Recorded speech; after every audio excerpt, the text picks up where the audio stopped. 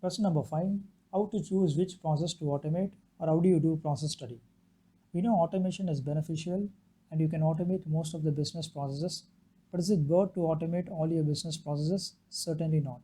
So that's where process study comes into the action.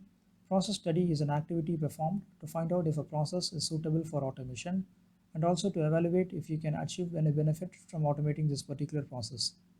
First, why to choose the right process to automate? Even though RPA has a wide range of automation abilities, some business operations are more suitable for automation than others. And also, you cannot force any process into RPA because there may be a case that the particular process can be automated by using macros or Unix backed scripts itself. So, there is no need to go to RPA itself.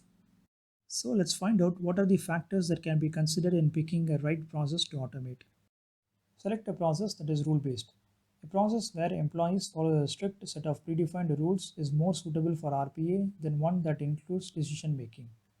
About 70 to 80% of all jobs and key responsibilities in organizations are rule based, and those can be automated with RPA tools. Make sure the process is routine and well defined. The automated process needs to be established and shouldn't change frequently.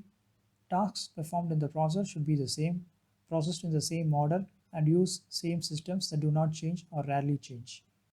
Validate the complexity of the process. RPA is capable of automating processes as simple as copy paste or typing activity to those as complex as in fraud detection or accounts payable.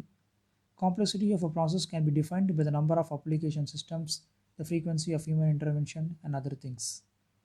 Daily volume of process. Assume a process has a huge daily volume. When a company is entirely dependent on human employees, this workload can only be addressed when employees are present in the office.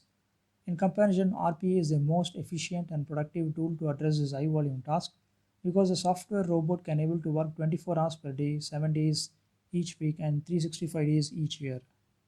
Consider the input and output data involved in the process. The ideal process will use structured data and readable electronic inputs.